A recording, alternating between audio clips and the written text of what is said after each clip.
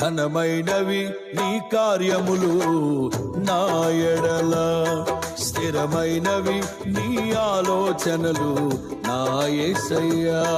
ఘనమైనవి నీ కార్యములు నా ఎడల, స్థిరమైనవి నీ ఆలోచనలు నా యేసయ్యా.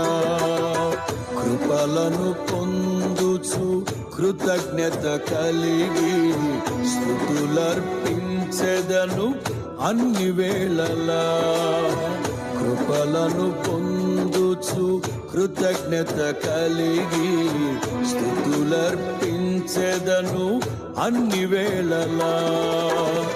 అనుదినము నీ అనుగ్రహమే ఆయుష్కాలము